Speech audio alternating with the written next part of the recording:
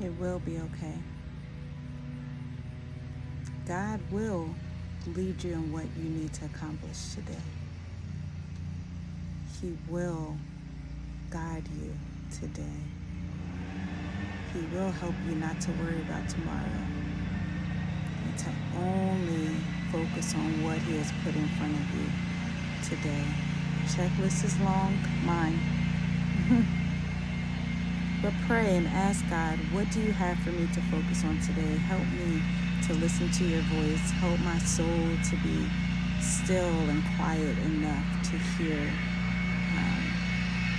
hear and to see what's in front of me for today, and allow tomorrow to worry about itself.